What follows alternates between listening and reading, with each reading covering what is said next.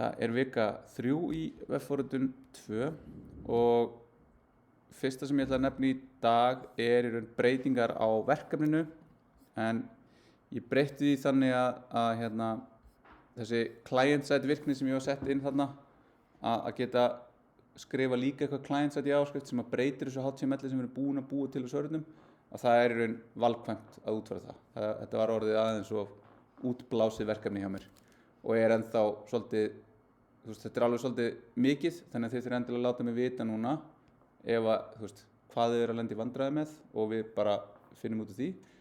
Og þið hafið þessar dæmatími þessari viku og dæmatími næstu viku til að fá aðstoð við þetta verkefni.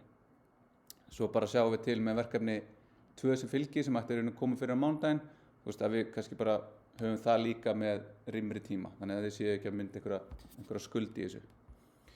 Og hin breytingin sem ég gerði í þessu var í raun að láta með testin sem við fórum aðeins yfir í senasta tíma, að það þarf ekki að taka með í töluna það skjal sem að keyrir þetta build. Þannig að við skoðum aðeins það sem hún skoðum hérna rétt svo í lokinu á senasta tíma, að þessi skrá í raun að keyra eitthvað svona main fall, og þetta mjög erfitt að prófa þegar leið og við importum þessu þá í raun keyrum við þetta, þegar partur af því að opna þessa skjal að keyra það. Þannig að testin geta ekki gert það. Þannig að við horfum frekar á þetta hérna sem svona límið sem tekur alla þessa virkni sem við erum búin að búa til í einangrun og límið það saman í það sem býr til þessa pipeline sem að útfæri þetta HTML fyrir okkur. Þannig að þetta aðeins meira verkefni 1. Einhverjar spurningar, athugasemdir eða? Það einhver nemendur sem hafa lent í að fá einhver no module error, en við erum að finna út af því og látum vita á Slack og í tölvupósti ef það leysist, og ef einhverju fleiri eru því, endilega látið mig vita. En annars eru þessar dæmatímar í vikunni sem ég mæli með að þið kíkið í. Annars fyrir þessa viku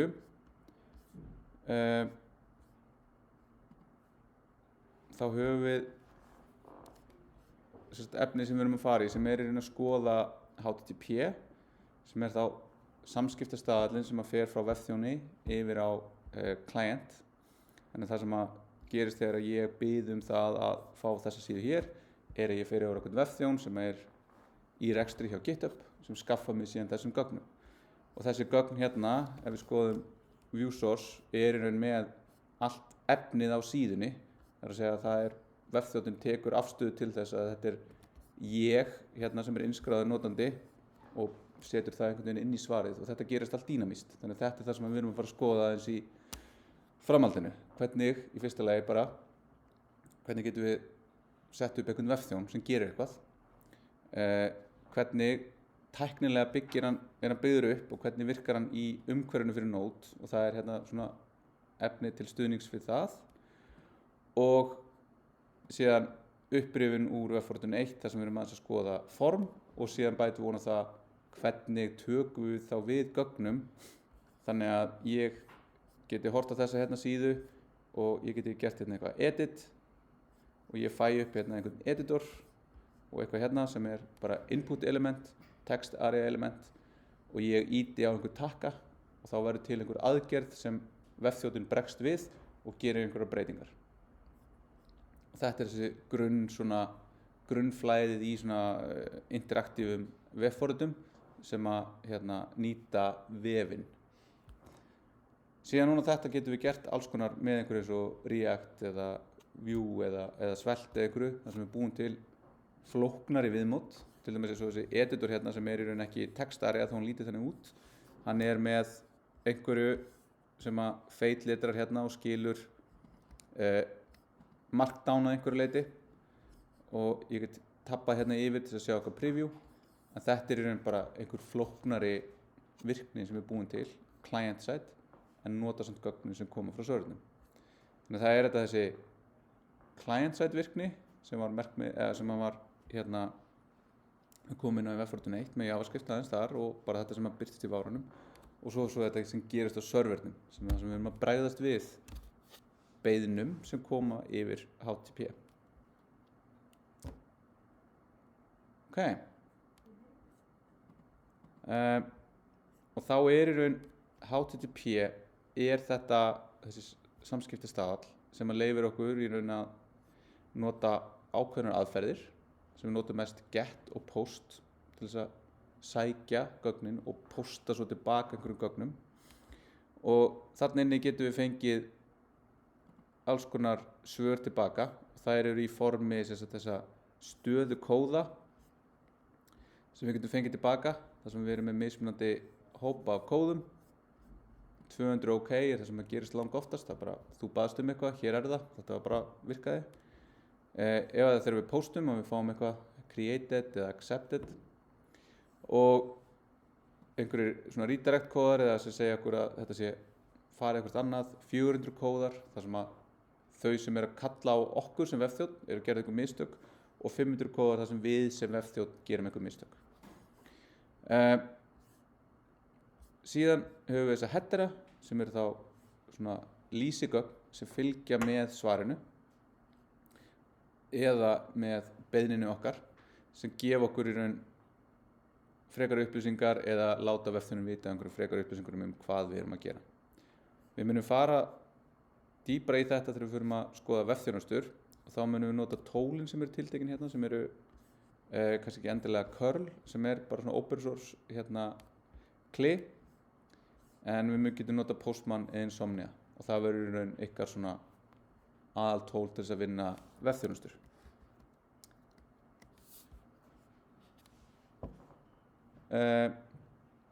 Þannig að HTTP, hvernig líst ykkur á þetta? Munið eftir þessu úr Webfortran 1, hvernig þetta tengdist inn í þar, hvernig við notum þá fetch, þar þurftum við í raun að búa til fetch, þar sem við þurftum að tiltaka method og hugsanlega headers og hugsanlega body og senda það eitthvert til þess að fá tilbaka gögn. Og þar erum við mikið að vinna með JSON sem er í raun alveg það sem er aðalega notað í þessum vefþjónustum en nánar vefþjónustum þetta seinna. En Express, einhver sem prófaði einhver dæmin hérna eða skoðaði? Já. En Express er sem sagt svona mjög langlíft og svona orðið gamalt verkefni í Node-heiminum þó sé ekki nema frá svona 2011 eða 12 sem leyfir okkur að búa til vefþjón í Node og hérna eru fullt af svona mismunandi dæmum þetta en það sem er kannski áhugaverðast að skoða sjá, við förum í þetta hérna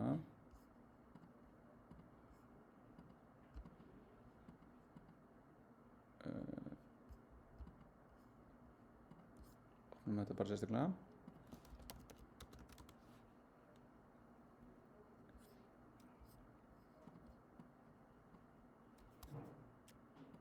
svona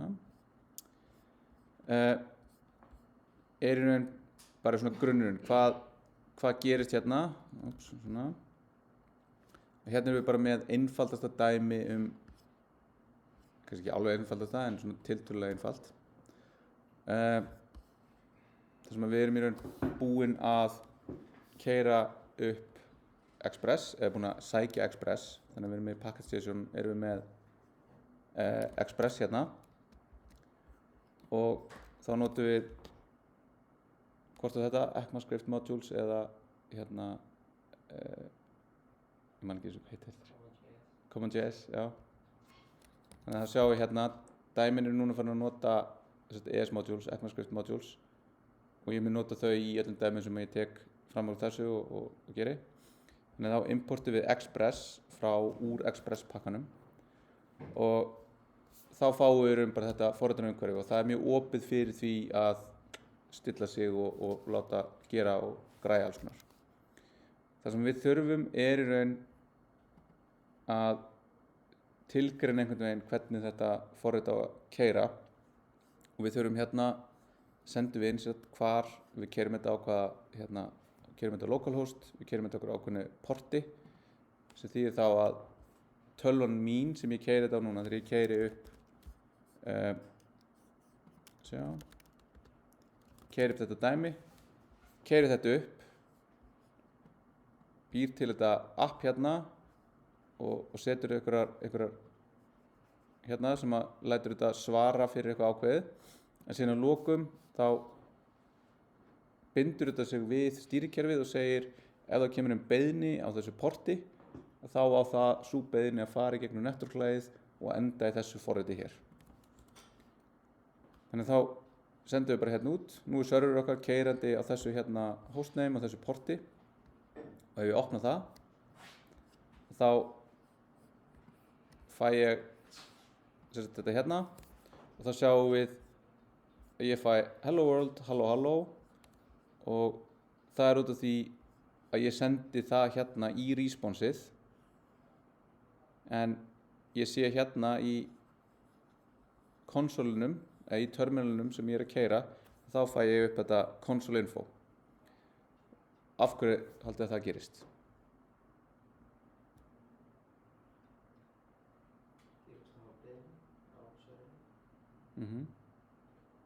Og þegar beiðnin kemur þá talar Express HTTP. HTTP er request response og hver er þá munurinn á línu 31 og 32?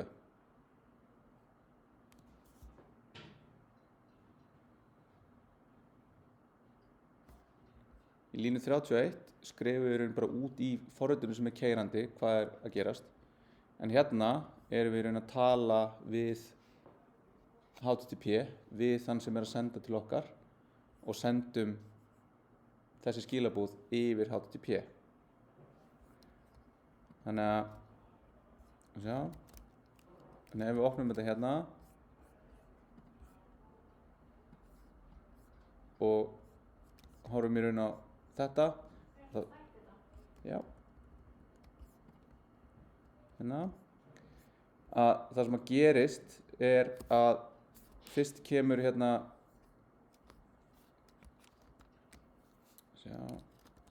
svona fyrst kemur response hérna, ég refreshaði þar sem að við segjum, við sem Vafri segjum við ætlum að keyra get á þetta url hérna og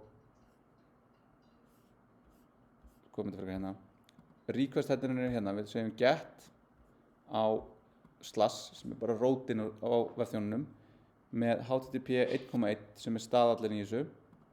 Það er komið sér HTTP 2 og það er komið HTTP 3 og það hegðar sér mjög svipað nema það er aðeins öðruvísi hvernig headerarnir geta verið settir upp og það er svona tæknilega hvernig samskiptin eiga sér stað, en við horfum að þetta bara svona sem byrja með. Og vafrinn minn, sem sagt hérna í þessu tilfelli er það ark, segir ég ætla að gera þetta hérna og hann segir ég tek við þessum hérna upplýsingum, ég tek við þessum hérna encoding, þannig að þetta er hvernig upplýsingarna getur verið sippaðar, ég tek við þessum tungumálum, ég vil ekki fá neitt sem er kassað og fullt af einhverju öðru hérna. Þá kemur serverinn sem talar líka HTTP sem svarar og segir með stöðukóðunum, segir fyrst talar HTTP 1.1, svo svarar með stöðukóðunum 200 OK, svo kemur hérna einhver header sem segir bara þetta kemur frá Express vefþjóni. Þetta sem ég er að fara að senda þér er text HTML sem er í stafasettinu UTF-8. Þetta er svona mörg hérna bæti. Dagsetning mín er þessi og svo hérna upp á tenginguna. Og síðan í framhaldinu af þessu þá kemur í raun bara svarið sem er þá það sem kemur hérna, sem er þá bara það sem var skrifað út í responsið og er sendt áfram. Ef ég síðan fer yfir á aðra sínu sem er ekki til, þá eru ná sér aftur til einhver hérna requesta, en nú kemur hún líka sem 200 OK. Þá getum við skoða hvað gerist. Það er út af því að við erum ekki að skilgreina neitt routing, þannig við erum í raun bara fyrir allt sem kemur, þá svörum við bara alltaf því sama. Skiptir ekki máli hvað ég að gera. Þannig nú er ég búinn að búa til vefþjón sem svarar fyrir allar beiðnir sem kemur sig með nákvæmlega sama efninu, sem mjög óhentugur vefþjón, af því að vefþjón ætti í raun að svara mismunandi eftir því hvað við biðjum En hérna er ég samt búinn að tilgreina eitthvað annað rát sem tekur við og sendir þetta og hættir síðan. Út af því að það sem við erum að gera hérna er að nota það sem er kallað middleware og middleware eru þannig að við hópuðum bara inn í vefþjóninn og þau keyra síðan í þeirri röð sem við skilgreinum og ef við viljum í raun að næsta keyri þá þurfum við að kalla hérna í next. Og já.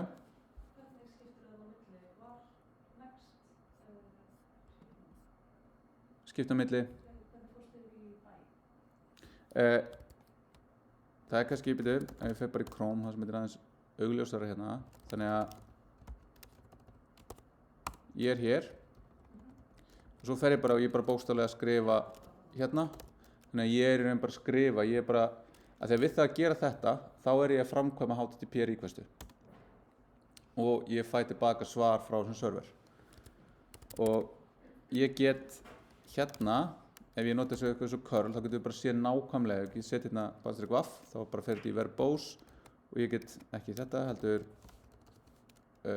bara localhost 3001 og þá sjáum við nákvæmlega hvað gerist. Hún tengist við localhost á þessu porti, hún framkvæmir þá aðgerð, HTTP aðgerð sem ég bið og hérna segir mér það er ekkert verið að senda inn gögn með, þannig það er bara tómt. Síðan kemur svarið og þá er það saman við sjáum headerina hérna og svo er hérna connection to host left intact út af því að við segjum hérna connection keep alive, þannig að núna ef ég ætla til dæmis að sækja CSS-skrá eða mynd eða eitthvað, þá þarf hann ekki að starta nýri tengingu, hún getur endurnýtt á gömlu. Síðan kemur ein tóm lína og svo kemur bara svarið. Þannig ef ég gerir síðan hérna, þá er þetta það sem að sendir í þetta og þetta er í raun það sem að vafri bara gerir. Þú veist, í byrjun, þá voru vafrarnir bara svona einfaldir, þeir voru bara svona text-based. Þú skrifaðir inn bara eitthvað mjög svona og fékkst tilbaka bara texta. Það var náttúrulega bara mind-blowing að geta, þú veist, sótt þetta bara yfir eitthvað networki alls staðar í heiminum og þannig, þú veist, varð svona þessi upplýsingaöld að byrja. Fólk gat deilt þessum upplýsingum ótrúlega hratt á milli sín. Og svo náttúrulega er þetta bara búið að flækjast með HTML sem að leyfir okkur að búa til eitthvað grafískt viðmót og náða þetta. En kemur konsól ekki, þú veist, í vafranum líka? Nei, það nefnilega kemur aldrei í vafranum.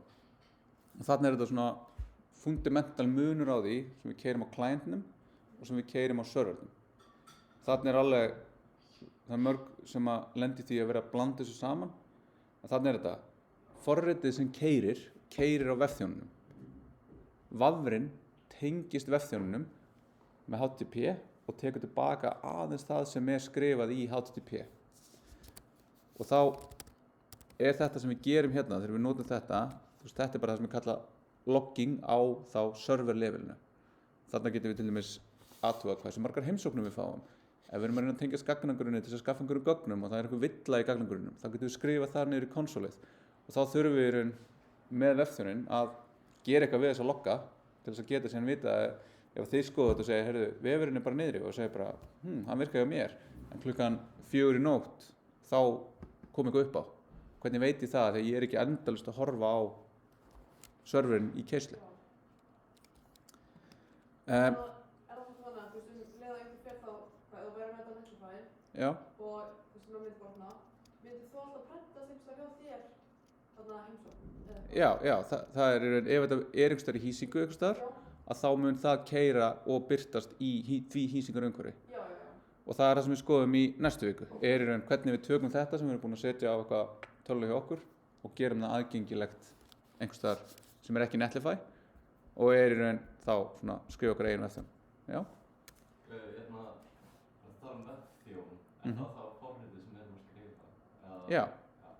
Og þetta er í raun vefþjón hérna. Það er bara rosalega einfaldur. En ég get alveg byrjað hérna og það er einhver dæmi, eins og þetta hérna dæmi,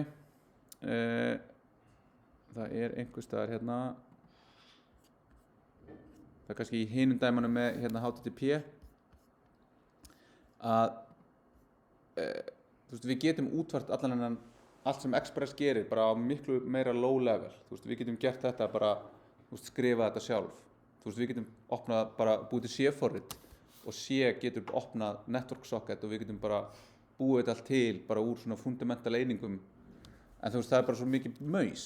Þess vegna erum við að nota eitthvað eins og Express sem svona abstraktari burtu fyrir okkur svona mesta svona network mausinu og leyfur okkur einblína á það, þú veist, hvernig setjum við upp bara hvernig HTTP samskiptin okkar fara fram. En ef ykkur finnst þetta áhugavert, þú veist, þá þetta svona networking dæmi og mér persónulega finnst þetta ekki áhugavert, þannig að mín þekking svona stoppar við það sem í HTTP og ef ég þarf að debugga eitthvað meira. En þú veist, þarna til dæmis að vera að nota TCP/IP, hvernig virkar það? Þú veist, þá það í raun þessi transport layer í þessu módeli hérna, sem ég man ekki eins og hvað heitir. En aðeins aftur að þá því hvernig við setjum þetta upp, að við erum með þessi middleware, ég ætla ekki að fara neitt svakalega í þetta, en middlewarein virka í grunninn þannig að við segjum eitthvað, þegar það kemur svona requesta á þessi hérna slóð, þá átt að gera þetta. Svo hugsalega getur sagt, svo átt að gera það næsta í röðinni ef það eitthvað meira í röðinni og svo átt að gera það næsta í röðinni ef það eitthvað meira í röðinni. Þannig að þú verður bara svona stakkur sem við getum farið í gegnum og þá getur það allir verið. Eitt af því hérna athuga, hei, eitthvað notandi skráður inn? Hei, ég ætla að logga það heimsóknina á þessu stað. Hei, ég ætla að hérna sækja þessi gögnum gagnagrunnum. Hei, ég ætla síðan að búa til HTML og senda þetta.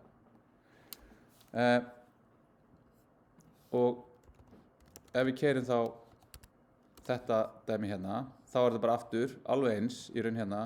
Hérna erum við bara að segja, tengstu þessum vefþjóni hér. Notaðu svo þessi hérna middleware sem að gera allt eitthvað, bla bla eitthvað. Og sjá, hann aðeins að fara taugarnar með hérna þessi blessaði Arc browser í þessu. Þannig að förum bara hérna. Þá erum við með þetta. Þá ef við erum með eitthvað /foo hérna, þá fáum við einhvern hugsandi kall og við séum hérna first middleware og svo þetta hérna.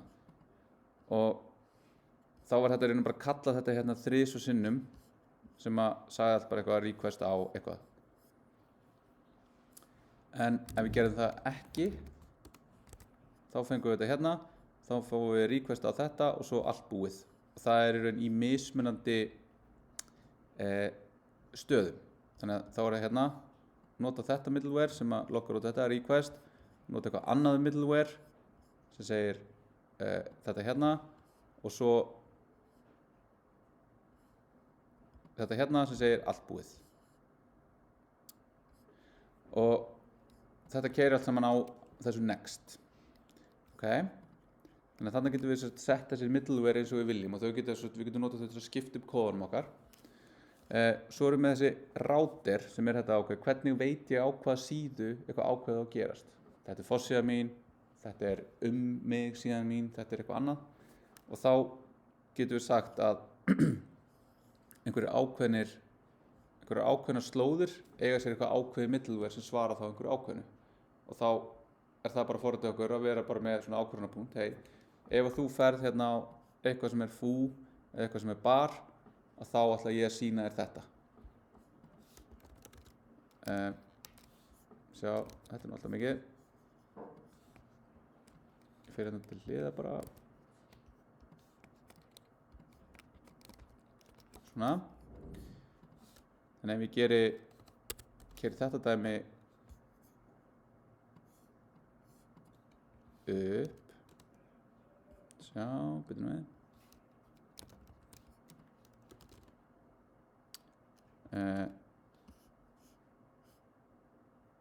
Nei, þetta var númer 5. Hverju keyrir þetta ekki? Já, það vantar bara Þannig að það sem að gerist þarna einhver hluta vegna vantar þennan part sem að lætur forritið bara keyra og út af því að þetta ekki gert. Já, nei, ég er að gera vilt stæmi. Ég var ekki að rugla þessu, ég var að gera þetta hérna. Þetta er að reyna að sækja þennan hérna, þennan gaur og nýta hann. Þannig við getum tekið þetta, skila þessum router hérna og nota hann. En nú er ég bara farin í það sem ég hef verið að fara yfir í námsefni. Þannig ég ætla ekki að fara svona nánar út í þetta nema bara við keyrum dæmið rétt, svona. Að þá erum við með þetta hérna og þá séum við, þessi hérna segir að við séum að fara þangað. En hann segir líka ef ég fer hingað, þá fer ég beint á fú. Og þá er það hérna út af því við erum að segja res.redirect. Og redirect er eitthvað sem við getum gert í hérna í HTTP. Þannig að við förum aftur í og notum curl og við kennum þetta. Þá sjáum við framkvæmum þetta en svo fáum við tilbaka hérna 302 found location/foo. Þannig að þá segir þetta það sem þú ert að biðja er í raun bara ekki hér. Ég ætla að færa þig yfir á þessi hérna slóð. Þannig að þá verður til þetta redirect. Og það fer með okkur á nýju slóðina. Þar undir getið síðan kallaði eitthvað meira og þá er í raun mismunandi út frá því hvernig þessi router virkar, hvernig þetta hagar sér. Þannig getið skoðað þetta betur í námsefninu. Síðan komum við yfir í templatein og þau eru í raun það sem við erum að skoða í hérna verkefni 1 nema í staðinn fyrir það að vera að skrifa það allt sjálf og þá erum við með eitthvað svona template mál sem heitir í þessu tilfelli hérna EJS eða Extended JavaScript held ég. Embedded JavaScript template sem leyfir okkur að skrifa kóða sem er eins og HTML nema inn á milli keyrum við kóða sem keyrir á servernum og bregst við og birtir gögnin í svarinu sem fer síðan yfir til clientsins. Þarna getum við búið til eitthvað eins og með JavaScript virknum clientum sem gerist á servernum og er ekki neitt JavaScript á framöndanum. Þetta er bara HTML, þetta er bara skrifað inn í HTML-ið, þetta er bara brent inn í HTML-ið.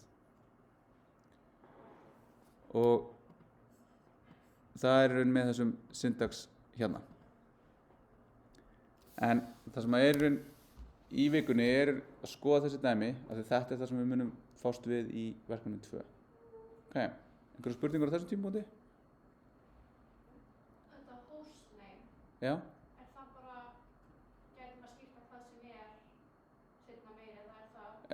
Þegar við förum að setja þetta upp í hýsingu, þá þurfum við að sleppa því í einhverjum tilfellum, af því þá er það eitthvað sem að hýsingarumhverfið skaffar okkur og segir hérna, við þurfum bara að segja á hvaða porti við ætlum að tengjast. Og oft er það líka þannig að við þurfum að taka við portinu frá hýsingarumhverfinu, þegar hýsingarumhverfið segir okkur að þegar við erum bara að keyra okkar forrit og hýsingarumhverfið segir hérna, ok, þú ert að fara að keyra forritið hérna, það slottast inn í þetta hér og þú fyrst þetta hérna port. Og þá þurfum við að geta tekið við því og látið portið og forritið okkar tala saman. Og það er raun síðan þessi breyting sem verður á því þegar við fyrir að skoða hýsingu er að geta brugðist við því.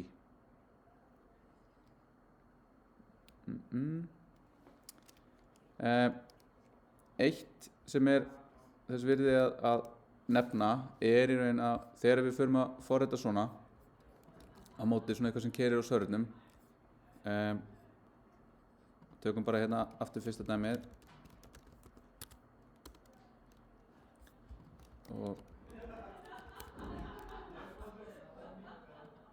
við keyrum þetta og nú sjáum við að við ætlum ekki að skila þessu, við ætlum að skila einhverju öðru. Ég ætla að skila bara Hello World.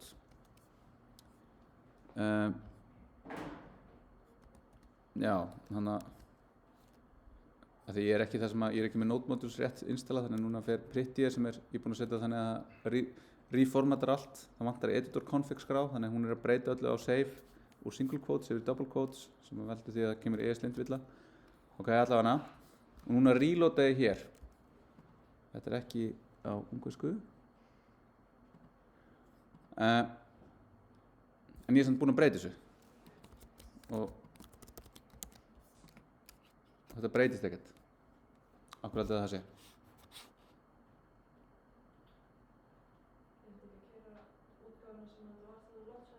Jú, akkurat. Þannig að þetta er í raun að keyra þetta og það er í raun það sem er að keyra í minni og þegar við breytum þessu þá er í raun bara forritskóðin búin að breytast en ekki í raun keysluforritið sjálft. Þannig að það sem við þurfum þá að gera er í raun að restarta servernum og núna er þetta komið. En þetta getur orðið mjög leiðigjarnt, þannig að það er til mörg tól en eitt af þeim heitir NodeMon og það virkar bara svolítið svona eins og BrowserSync og þessi tól sem við nota eða hérna Watts á testum að það fylgist með því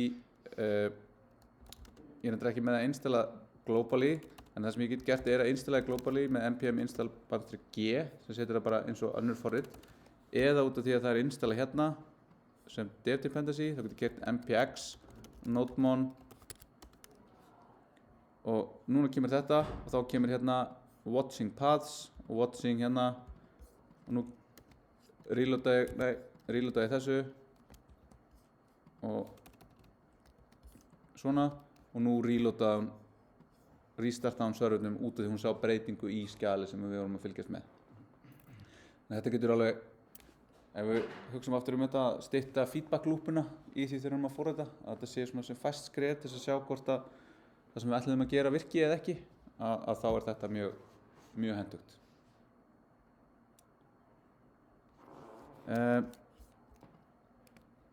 Sjá, við fyrir aftur hérna.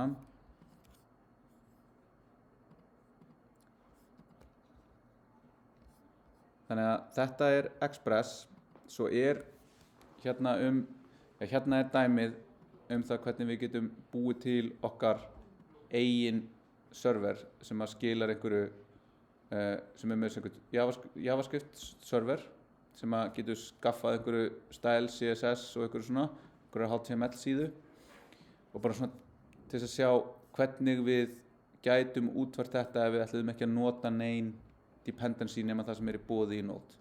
Þá þurfum við sjálf að fara að útfæra það að lesa upp skrár á disk, sjálf að fara að útfæra eitthvað svona routing kerfi og þá er það eitthvað svona, þú veist, ef ég ætla að ef ég er á slóðin á rótinni þá ætla ég að skrifa út eitthvað template sem að ég þurfum að finna þetta upp allt sjálf en með því að nota Express þá fáum við bara svona mjög einfalt API til þess að útfæra þetta. Hérna er líka dæmi það hvernig við getum búið til bara TCP server þar sem við getum tengst með einhverju eins og Netcat eða Telnet og búið til bara einhvern svona server sem er bara svona ping server eða chat server sem virkar á milli margar véla og er bara að virka á TCP og við getum notað Node í þetta allt saman þannig að Node er alveg frekar svona með að vera kannski ungt forðunumhverfi frekar svona þroskað að því leyti að það getur útvært margar hluti og er stutt fyrir okkur að grípa í þetta því að þetta er bara það sem við erum að læra svona.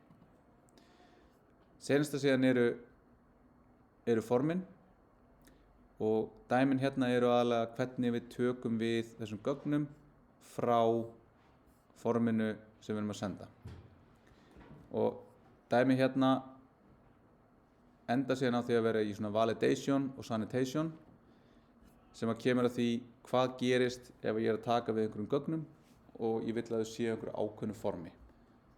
Og ef ég bið netfang þá vil ég að netfangi líti út eins og netfang. Ef ég bið kennitölu þá vil ég þessi kennitala. Ég vil ekki þá gefa eitthvað feedback til notandans sem sagir hey, þetta ætti að vera netfang, þetta ætti að vera kennitala. Þannig að hérna eru dæmi það sem nota pakka sem nota síðan